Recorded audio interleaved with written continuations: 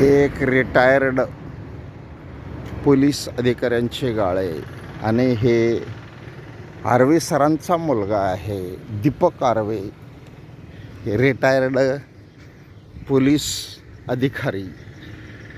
अधिकारी अकलूज. हे पूर्ण गाळ्यांचा उतार बघा कसा आहे आणि यांनी काय केलं हे डिटेल्स मी तुम्हाला दाखवतो. गौण खनिज चोरी, गाळ्याला एका बाजूला 1 फूट अंतर, दुसऱ्या बाजूला एवढा गौण खनिज चोरी. हा प्रकार काय आहे? मनीषा मॅडम अकलूजमध्येच बघा किती गौण खनिज चोरीची मुरुमाची आहे. रिटायर्ड पोलीस अधिकारी जर मुरुम चोरत असतील तर यांना शिक्षा होणार आहे का नाही? त्यांनी गाळे कसे बांधला, किती बांधले, किती गाळे आहेत ते दाखवतो. बघा हे एवढा मुरुम पूर्ण भरलेला आहे तरी तुम्ही यांच्यावर कारवाई.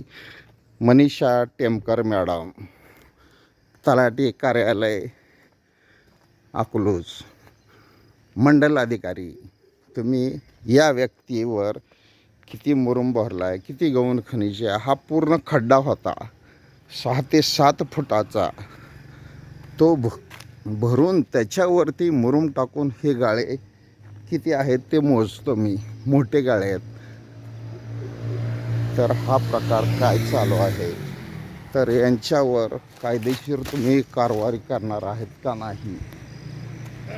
गौण खनिज चोरी हे शिंदे सरकार गौण खनिज चोरीची काढतोय बातमी. आज दिनांक 21 ऑगस्ट 2025. गौण खनिज एवढ्या मोठ्या प्रमाणात अकलूजमध्ये नाकावरती होत आहे. गांधी चौकात वेळापुरे यांच्या प्लॉट शेजारी पुढं आहेत मोती हॉस्पिटल, शेजारी आहे कृष्णा बॅटरी आणि आर्व्यांचे गाळे. तर हे गौण खनिज चोरीवर कधी निर्बंध येणार? शेजारी आहेत विनोद महादेव वेळापुरे, यांचं मोठं शेड आहे आणि यांच्या शेजारी हे गाळे आहे. तर यांच्यावर मनीषा टेमकर मॅडम आणि अकलूज तलाठी शिंदे यांनी कायदेशीर कारवाई करावी आणि त्यांना सरकारी अधिकारी असल्यामुळं किती पत्र दंड करणार? त्यांनी आजपर्यंत काय सरकारी नोकरी मोफत केली आहे का? तरी त्यांच्यावर सरकारी अधिकारी जर चोरी करत असतील तर काय करावे?